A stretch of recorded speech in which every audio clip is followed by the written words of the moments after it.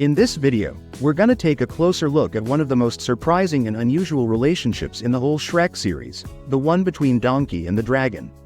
Their story is really unexpected, but it's also pretty sweet and important to the films. So let's talk about their journey and see how it unfolds throughout the Shrek series. First off, let's go back to the very beginning, the first Shrek film. That's where it all started. Shrek and Donkey set out on this big mission to rescue Princess Fiona, who was trapped in a castle surrounded by a moat of lava. And guarding that castle, it was a huge fierce dragon who had already gobbled up countless knights who tried to get near her. She wasn't someone you'd want to mess with. At one point during this mission, Shrek and Donkey get separated. Donkey ends up face to face with that massive fire-breathing dragon. As you can imagine, he was absolutely terrified. Being so close to this powerful creature was no joke. But then, something interesting happened. He realized the dragon was actually a female. And to save his own skin, he started to do what he does best. He laid on the compliments and flattery thick, trying to charm her. You're just reeking of feminine beauty. He flattered her like crazy, joking around and basically flirting with her. What's kind of surprising is that it actually worked. The dragon, who had been lonely and craving affection for a long time, was immediately taken with Donkey. She started to have feelings for him at that very moment. She was so smitten that she picked him up gently in her mouth and carried him off to her private lair, obviously hoping for a bit of romance.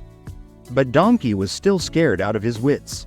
He didn't want to get involved with the dragon romantically, he was just trying to keep himself alive. He only said those sweet things because he thought she was going to eat him otherwise. Just as the dragon was about to give Donkey a kiss, Shrek suddenly showed up and saved him, thinking that he was in serious danger. The dragon, annoyed by this interruption, chased them, but Shrek, Donkey and Fiona managed to escape from the castle. After that dramatic escape, the dragon was heartbroken that Donkey had left her alone. But since she was chained up and couldn't leave, there wasn't much she could do. We don't see the dragon again until later, during the emotional Hallelujah scene. At this point, Shrek and Donkey are upset with each other after an argument and had stopped talking. Donkey is feeling pretty down, drinking water by a river, thinking about everything that had happened between him and Shrek. That's when he's surprised to see the dragon, who had somehow managed to escape the castle. She looks sad too. When Donkey approaches her, it looks like they finally start to reconnect. Even though Donkey was scared of her before, now he's beginning to warm up to her. Their bond is starting to grow. She plays an important role by the end of the movie.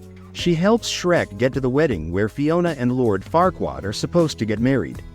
She also saves both Shrek and Fiona by eating Farquaad, basically getting rid of the villain. But none of that would have happened without Donkey, because he was the one who convinced the dragon to help out in the first place. At Shrek and Fiona's wedding reception, we see a fun moment where the dragon catches the bridal bouquet. This is kind of symbolic because it shows she and Donkey are officially a couple. Eventually, they get married, even though that part doesn't actually show up on screen. In the second movie, their relationship takes a bigger step forward. At the beginning of the film, Donkey explains that he's been spending a lot of time at Shrek's swamp because Dragon has been acting kind of moody and different than usual. Oh, she's been all moody and stuff lately. So I thought I'd move back in with you guys. He notices that something's off with her but doesn't really understand why. He just knows she's acting strange and a little distant. What Donkey doesn't realize at first is that Dragon is going through something really important. She's pregnant. That's right, she's expecting babies, and her moodiness and the way she's been acting upset and tired is actually because of the pregnancy. She's going through a difficult time, but that isn't clear to Donkey for a good part of the movie. It's only when the movie's over, during the post-credits scene, that we get a big surprise. That's when she shows up with a whole lot of little baby hybrid creatures, half donkey, half dragon, known as dronkies. There are 6 of these little babies running around. When Donkey sees them, he's totally shocked at first, but it's a happy kind of shock. He's thrilled to find out that he's a dad. Oh, look at our little mutant babies! I got to get a job. There's also a cool little detail about the dragon's real name. I'm coming, Elizabeth! This is actually a subtle nod to the dragon's real name.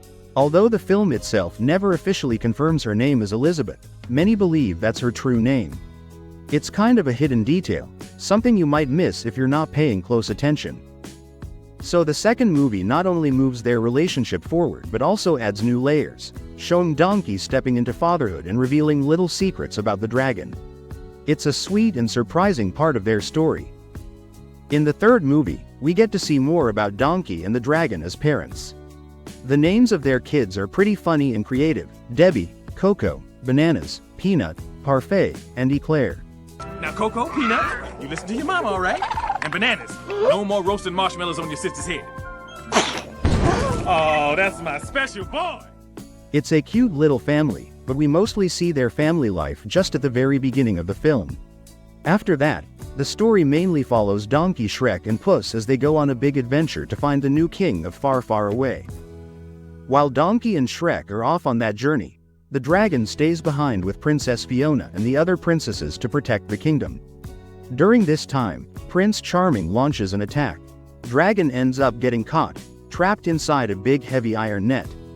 But she doesn't stay captured for long. She gets freed later on, and when it's time for the final battle, she plays a huge part in defeating Prince Charming. Mommy? So even though she's not with Donkey and Shrek on their quest, Dragon still makes a powerful impact in the story. Moving on to the fourth movie, things get a little wild because it plays with an alternate reality. Everything's going fine until Shrek makes a deal with Rumpelstiltskin to have one day as a real ogre. But the deal messes up reality itself, creating a timeline where Shrek was never born.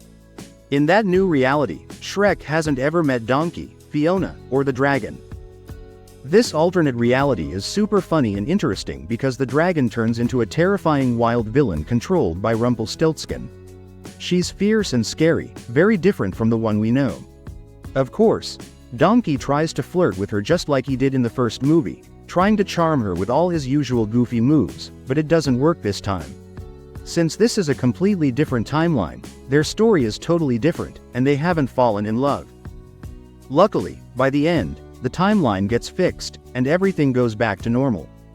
So, that's pretty much the whole story of Donkey and Dragon throughout the Shrek movies. From their surprising first meeting, to becoming parents, to facing crazy adventures and alternate realities, their relationship grows and plays an important part in the series. Oh, come over here. All of you, give your daddy a big hug.